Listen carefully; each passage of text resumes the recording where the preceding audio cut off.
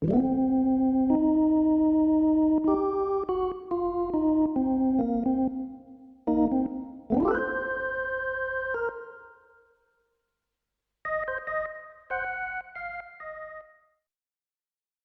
and welcome to Rob from the Internet Talks About Beer, a show where we discuss different styles of beer, their history, and their flavor profiles. I'm Rob from the Internet. Let's talk about beer. All right, so joining me today is Rachael Engel, who is head brewer for Bosk Brew Works, correct? Correct. I always want to say Bosk Brewing, but I knew it wasn't right, so I wanted to make sure I had it right. If you could introduce yourself.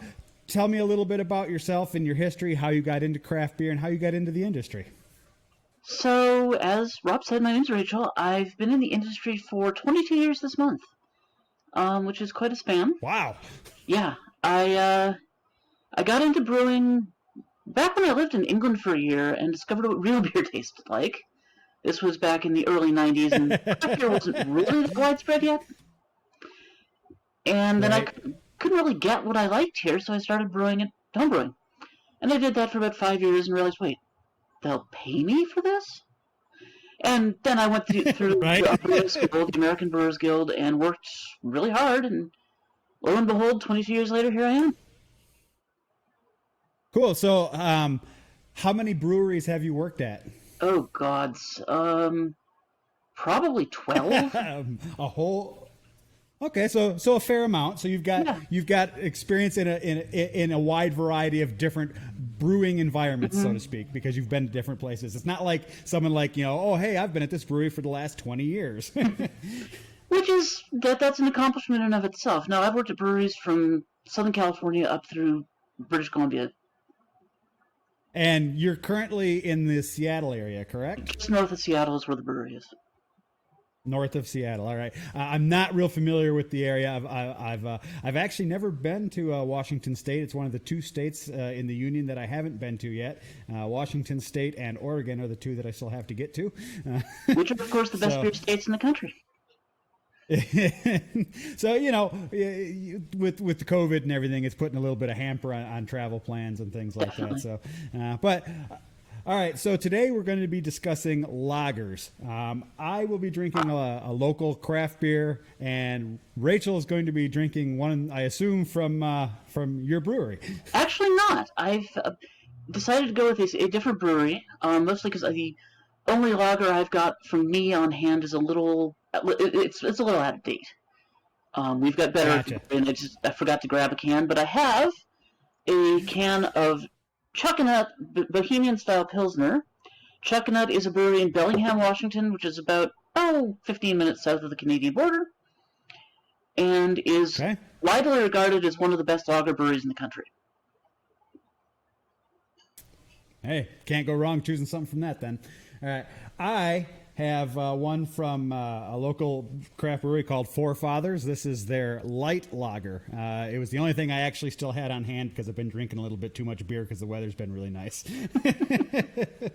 So I'm just going to go ahead and open mine up and pour it into a glass, and we'll get started here.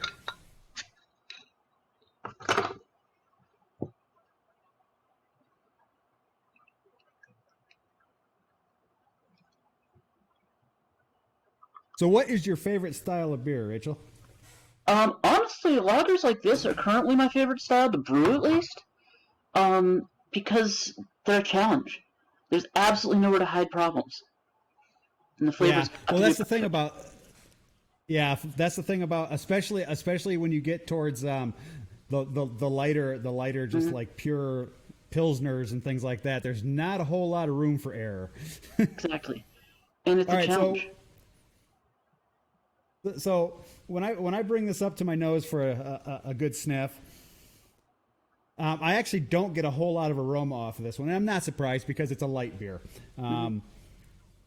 It's got a little bit of. I'm trying to place what this aroma is, and I'm terrible at this because I've got a bad sense of smell. I guess it's kind of bready. It's got like a bready kind of scent to it. Mm-hmm. This one is similar. It's got a very bready, almost yeasty note to the nose. Once that was the initial burst. So once that fades a little bit, you start getting grassy and spicy scents from the hops. Yeah, this one has a slight, after taking a little bit into my mouth and breathing with it, it does have a slight grassiness to it. It's very light though. Like I said, I mean it's a light beer, so I'm not expecting it to be a flavor punch. But this is something that a lot of people are going to be drinking this time of year. Mm-hmm.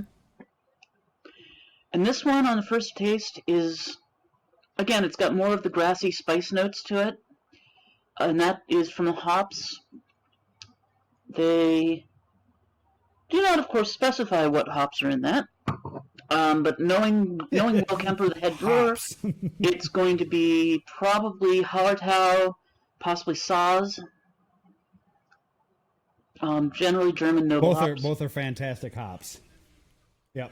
So, for people who might not know, lager beers originated in Northern Europe, in the region which is now Germany and Austria, and before the discovery of the yeast that they use for lagering and lager style beers, all beers pretty much use the same strain, and it's how do you pronounce it? Saccharomyces Cerevisiae. Saccharomyces cerevisiae. Yeah, I can never say the second one. I'm always like, I guess I don't want to mess it up. So that beer, that yeast has been used in brewing beer literally forever. And then sometime around the 15. There's local regional. Yeah, well, obviously. Yeah, so it wasn't until sometime in the 1500s that the brewers discovered or had access to this new yeast strain, which was Pasteur. I have notes here. I can't remember that one. That division is actually fairly new, so I can never remember the second name either. Yeah, so it's Saccharomyces Pasteuranis, I think is how it's pronounced. Mm-hmm. You get into scientific names and I don't know. It's lager yeast. But so I do always do a little bit of research before these interviews, because I want to have some facts that people might not necessarily know. And one I came across that I thought was interesting. They didn't discover the lineage of lager yeast, the actual true lineage, until 2011. So they've been doing studies trying to figure out the origin of this lager yeast strain, and it wasn't until 2011 that they published an article in the Proceedings of the National Academy of Sciences of the United States of America, where they discovered that it actually comes from the Patagonia region of Argentina originally, the parent strain. So it mingled with the old school ale yeast and produced this new strain that they started using for lagers, which is actually kind of cool. Excuse me.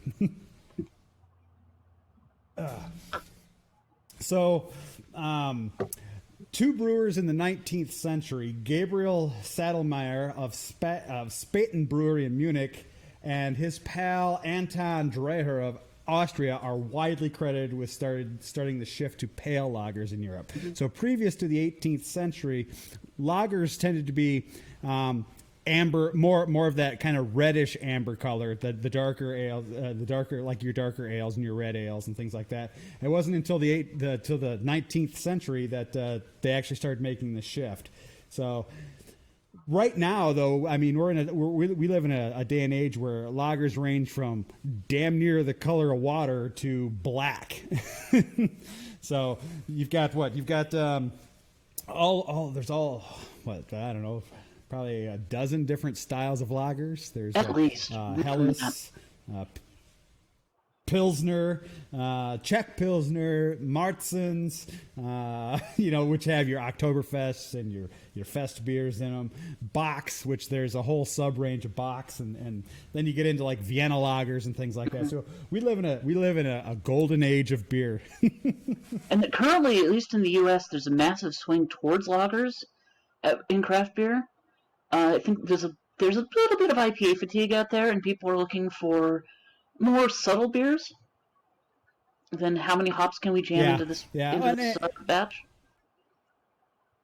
Right. So I've had this discussion on several interviews because we just kind of let things go where they go, and for the longest time I absolutely would not drink IPAs because there was that whole period of time where everybody was like, we're going to outbitter and out hop everybody else.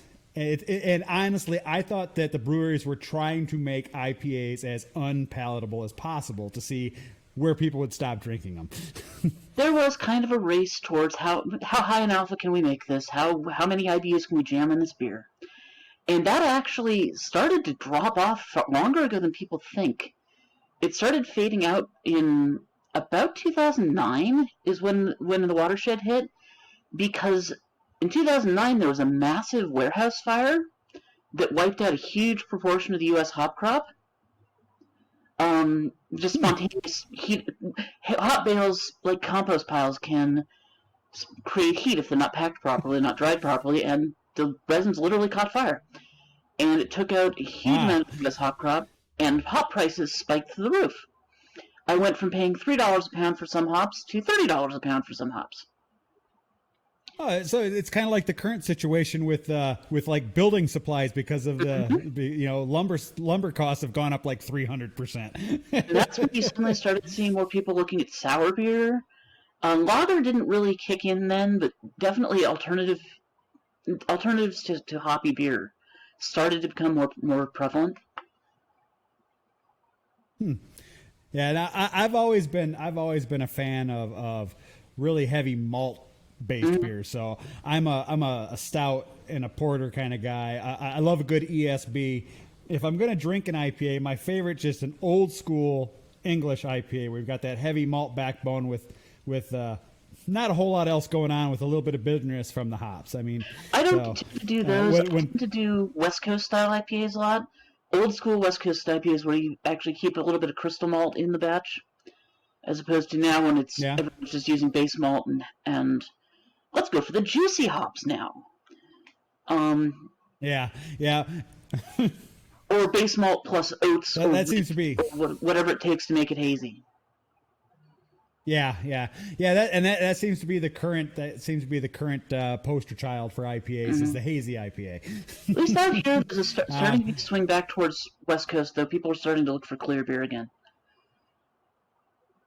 Yeah, well, and the thing is, all beers kind of do that ebb and flow of what's popular and what's the beer to drink. I mean, but overall, lagers as a general rule are the most popular beers on the planet and have been forever because they're, when the diaspora happened from Germany and all these Germans started emigrating out of their country to other places, they ended up in the U.S., they ended up in Canada, they ended up in Mexico, they ended up in Chile, they ended up all over the place. So you're seeing like the lager influence was spread worldwide, and you can go anywhere and you can get a lager. You can go anywhere and say, "Oh, I want a beer," and 9 times out of 10, they're going to hand you something that looks like this.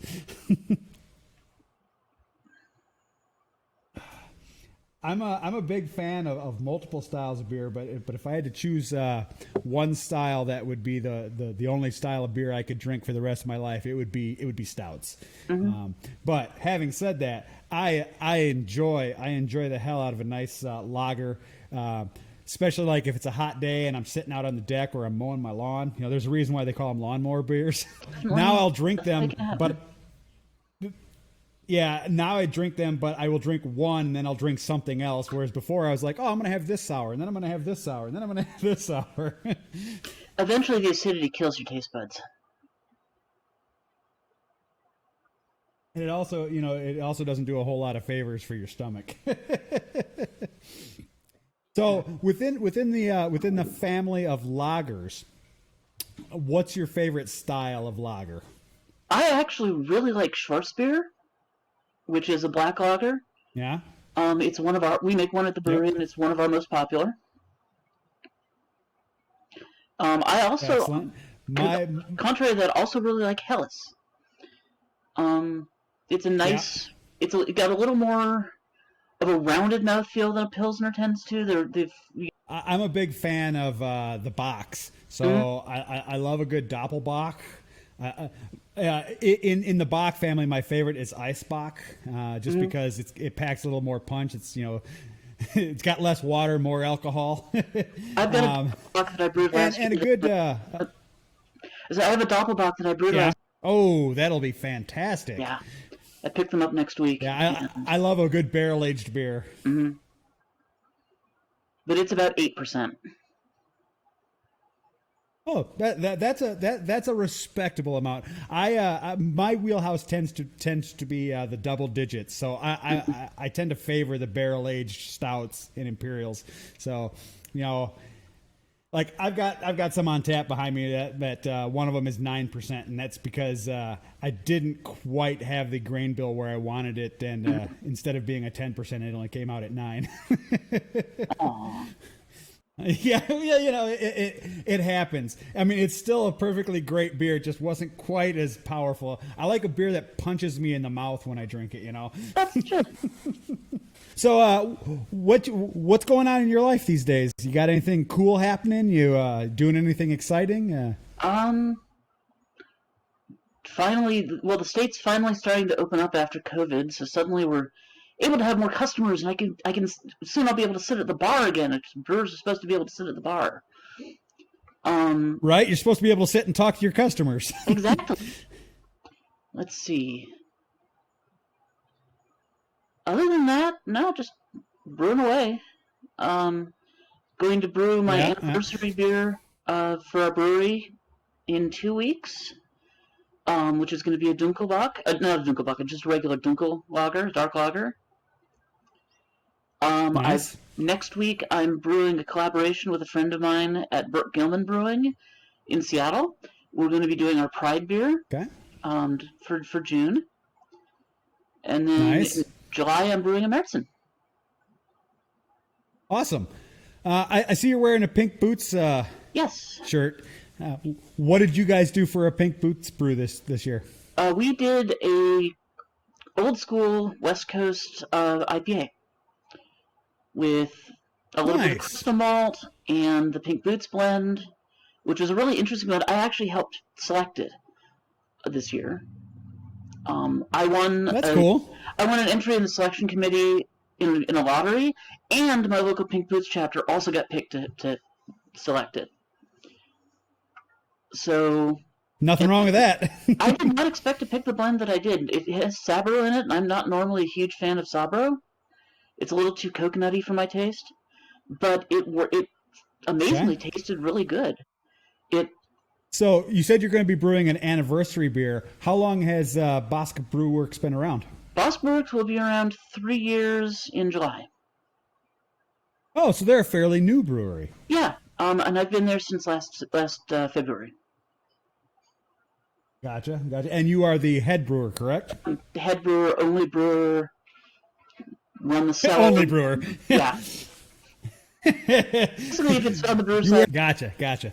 Cool. So, I don't know. I mean, I think summertime is the perfect time for lagers. I think with the United States starting to open up more, and here in Canada we're still a ways behind in that. So we're still in lockdown actually here in our region of Ontario until the 2nd of June, I think it is. So we can't really have any barbecues or people over, but we can sure sit on our back deck with our family members and drink. Yeah, finally the weather. Give me a little bit of a. Yeah. The weather's finally starting to cooperate. Well, I mean, you to be fair, you do live in Washington State, and it's not really known for its sun. Everyone thinks of Seattle area, they think of rain. That's what we tell the visitors so that they don't stay. Yeah. Right. No, you don't want to live here. It's always dreary and gray. And Honestly, summers here are absolutely beautiful. They're warm but not hot. yeah. There's usually a lot of sun. It's fine until the West Coast starts burning and everything is smoky. Now, are you originally from the area, or are you from somewhere else in the United I'm States? originally from California. I grew up in the Bay. Gotcha. Love San Francisco. I have friends and family that live out there, and up until a couple of years ago, I used to go out there every year, but haven't gone out recently. That's where I started for brewing. Obvious reasons.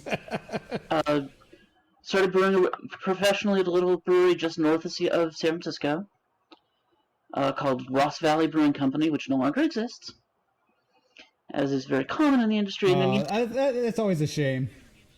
And then I brewed in Sacramento, the state capital. I brewed down in Los Angeles. I brewed in Oregon, Washington, a little brewery called Dead Frog. You've been all over the place. Dead Frog Brewery. I don't know. Something just not appealing about having the word dead in your brewery name. But they exist, and I brewed there. Cool. So now you and I have talked about this offline. Your brewery specializes in lagers, correct? Correct. We do have some ales available, just because, let's face it, IPA sells. Yeah.